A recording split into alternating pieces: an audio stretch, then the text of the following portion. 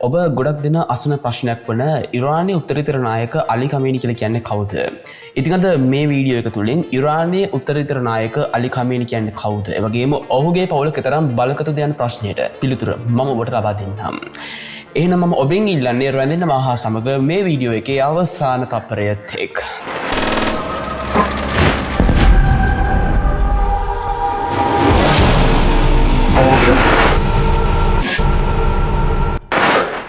වත්මන් ගැටුම අතරතුර ඉරානයේ උත්තරීතර නායක අයතුල්ලා අලි ඛමීනි ඝාතනය කිරීමට ඊශ්‍රායලය විසින් කරන ලද සැලැස්මක් ඇමරිකානු ජනාධිපති ඩොනල්ඩ් ට්‍රම්ප් ප්‍රතික්ෂේප කළ බව කියනු ලබන අතර එය හොඳ අදහසක් නොවන බවට විස්තර කළ බව ඇමරිකානු මාධ්‍ය වාර්තා කරා ඔබට මතක ඇති. ඊශ්‍රායලය පවසන්නේ සිය ප්‍රහාර ඉරානයේ නාස්ටික් වැඩසටහනේ තරජනය නැවැත්වීම අරමුණු කරගෙන ඇති බවයි. නමුත් අගමැති නෙතන්යාහුද පැවසුවේ ප්‍රහාර ඉරාන පාලන තන්ත්‍රයේ වෙනසක් ඇති කළ හැකි බවයි. ඔහු මීට පෙර ඉරාන ජනතාවගෙන් ඉල්ලා සිටියේ ඔවුන්ගේ නායකින්ට රෙව නැගී සිටින ලෙසටයි. නමුත් අපි සියලු දෙනාම හොඳින්ම දන්නවා ඉරාන වැස්සෙන් තමන්ගේ උත්තරීතර නායකයාට කිසිලෙසකින්වත් විරුද්ධ නොවන බව. ඉරානයේ උත්තරීතර නායකයා කවුද? ඔහු රට තුළ දරන බලය කුමක්ද? සහ ඔහුගේ පවුල රටේ දේශපාලනය තුළ ඉටු කරන කාර්යභාරය කුමක්දයි අපි සොයා බලමු.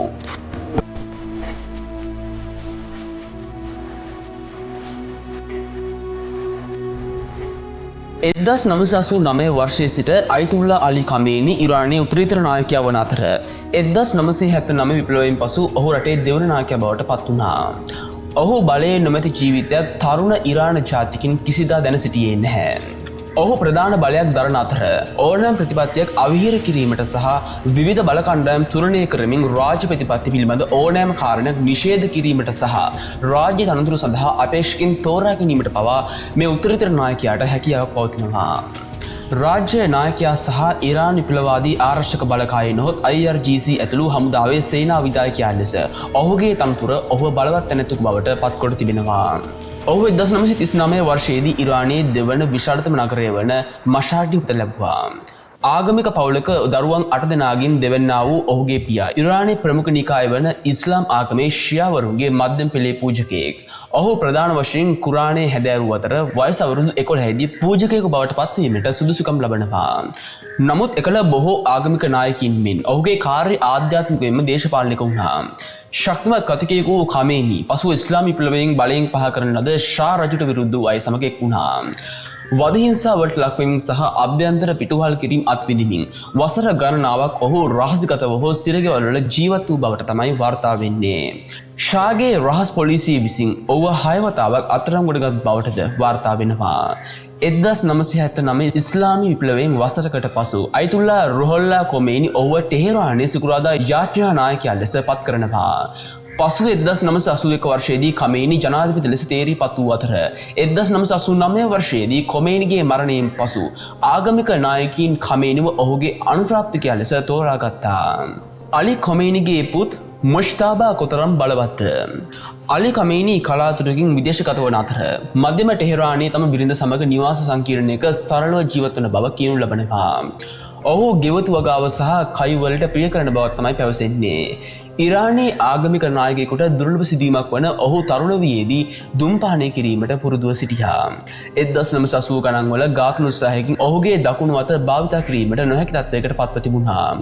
ඔහුට සහ ඔහුගේ බිරිඳ වන මන්සූරේ කොජස්තේ බකර්සාදේට දරුවන් 6 දෙනෙක් සිටිනවා. ඒ පුතුන් 4 දෙනෙක් සහ දියණියන් 2 දෙනෙක්. හැබැයි ඛමේනි පවුල ප්‍රසිද්ධිය දක්නට ලැබෙන්නේ කලාතුරකින්. ඔවුන්ගේ දරුවන්ගේ පෞද්ගලික ජීවිතවල තොරතුරු දන්නේ කිහිප දෙනෙක් පමණයි. ඔහුගේ පුතුන් සිව් දෙනාගෙන් මුෂ්තාබා වඩාත්ම ප්‍රසිද්ධ වන්නේ ඔහුගේ ඇති බලපෑම නිසා සහ ඔහුගේ පියාට සමීපව ඔහු වැදගත් කාර්යභාර ඉටු කරන බැවින්. මුෂ්තාබා ටෙහෙරානයේ උසස් පාසලට ඇතුළත් වූ අතර එම පාසලට සාම්ප්‍රදායිකව ඉස්ලාමී ජනරජයේ ජ්‍යෙෂ්ඨ නිලධාරීන්ගේ දරුවන්ද ඇතුළත් වෙනවා. ඔහු පූජකයෙකු වීමට පෙර ප්‍රසිද්ධ ඉරාන ගතානුගතිකයෙකු වන ගෝලාම් අලි හඩාඩි අඩල්ගේ දීනිය සමග විවාහ දිවියට පත් වෙනවා.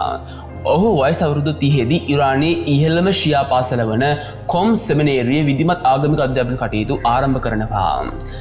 2000 දශකයේ මැද භාගයේ වන විට මුෂ්තාබා දේශපාලනික වශයෙන් වඩාත්ම බලගත් වූ නමුත් මාධ්‍ය ඒ ගැන කතා කළේ කලාතුරකින්. 2004 වර්ෂයේදී මතභේදාත්මක ජනාධිපතිවරණවලින් පසු මොස්ටාබා අවධානයට ලක් වූයේ ප්‍රමුඛ අපේක්ෂකයෙකු මෙක්ටි කරොබ් විසින් අයිතුල්ලා කමේනි වෙත විවෘත ලිපියක් යවමින් මොස්ටාබා මහමුද් අහමඩ් නිජාඩිට ජයග්‍රහණය කරලීම සඳහා රහසිගතව උදව් කළ බවට චෝදනා කිරීමත් සමගයි. 2010 ගණන්වල සිට බොහෝ දෙනෙක් මොස්ටාබා ඉතාමත් බලවත් කෙනෙකු ලෙස දකින අතර කමේනිගෙන් පසු එම තනතුර සඳහා මීළඟ තේරීමද ඔහු විය හැකියි. නමුත් ඇතැම් නිලධාරීන් පවසන්නේ මේ සත්‍ය නොවන බවයි. අලි කමේනි රජෙකු නොවන අතර ඔහුට ඔහුගේ පුත්‍රයාට ඍජුවම බලය පැවරීමට හැකියාවක් නැහැ. නමුත් මොස්ටාබාට ඔහුගේ පියාගේ දැඩි මතධාරී කණ්ඩායම තුළ විශාල බලපෑමක් තිබෙනවා. විශේෂයෙන්ම ව්‍යවස්ථාපිත ආයතන යටපත් කරන බලවත් උත්තරීතර නායක කාර්යාලයේ ඇතුළුව ඔහුගේ පියාගේ දැඩි මතධාරී කවයන් තුළ මොස්ටාබාට සැලකිය යුතු බලයක් තිබෙනවා. මුස්තාෆා කමේනි පවුලේ වැඩිමහල් පුත්‍රයා ඔහුගේ බිරිඳ දැඩි ගතානුගතික සාම්ප්‍රදායික පූජකයෙකු වන අයිසොල්ලා කොෂ්වාට්ගේ දියණියයි. 1980 ගණන්වල ඉරාන ඉරාක යුද්ධයේදී මුස්තාෆා සහ මොස්ටාබා යන දෙදෙනාම ඉදිරිපෙළේ සේවය කළ කොමේනිගේ දරුවන්. අලි කමේනිගේ තුන්වන පුත්‍රයා මසූඩ් වන අතර ඔහු 1972 වර්ෂයේදී උපත ලබනවා.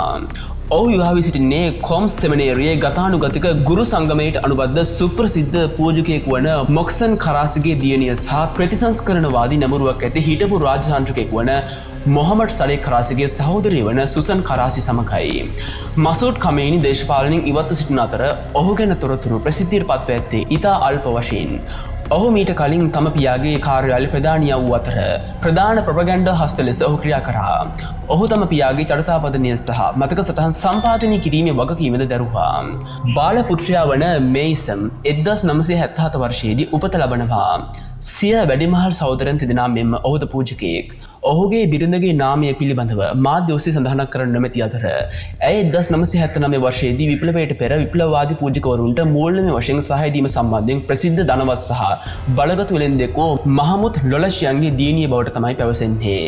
මේසම් ඔහුගේ සහෝදරයා වන මසූඩ් සමග ඔවුන්ගේ පියාගේ කෘති සංස්කරණය සහ ප්‍රකාශනය සඳහා වූ කාර්යාලයේ සේවය කර තිබෙන බවටද වාර්තාවක් පවතිනවා. දියණියන් දෙදෙනා ගැන කෙටි විස්තරයක්. කමේනිගේ දියණියන් ගැන ප්‍රසිද්ධියේ දන්නේ ඉතාමත් අල්ප වශයෙන්. බුෂ්රා සහ හෝඩා යනු පවුලේ ලාභාර්ථම සමාජිකවන් වන අතර දෙදෙනාම 1979 විප්ලවයෙන් පසු උපත ලැබූ දියණියන්. බුෂ්රා නැමැති දියණිය 1980 වර්ෂයේදී උපත ලැබූ අතර කමේනිගේ කාර්යාලයේ මාණ්ඩලික ප්‍රධානියා වන ගෝලම් හසේන් මොහමඩ් ගොල්පයගානිගේ පුත්‍රයා වන මොහමඩ් ජාවාඩි මොහමඩ් ගොල්පයගානි සමග විවාහ වී තිබෙනවා. බාලම දරුවා වන හෝඩා 1981 වර්ෂයේදී උපත ලැබුවා. ඇය ඉමාම් සාදික් විශ්වවිද්‍යාලයේ අලිවිකරණයේ හැදෑරූ සහ ඉගැන්වූ මෙස්බා අල් හෝඩා බගේරි කානි සමග විවාහ වී තිබෙනවා. ඉතින් මම ඔබට මේ පැහැදිලි කරේ ඉරානයේ උත්තරීතර නායක අලි කමේනි සහ ඔහුගේ පවුල ගැන සම්පූර්ණ පැහැදිලි විස්තරයක්. ඉතින් මම දැනට මේ වීඩියෝ එතනින් අවසන් කරනවා. ඉතින් මේ වගේ තවත් දවසකින් හමු වෙන බලාපොරොත්තුවෙන් මම අදට සමුගන්නවා ඔබ සියලුම දෙනාට ජයෙන් ජයම වේවා.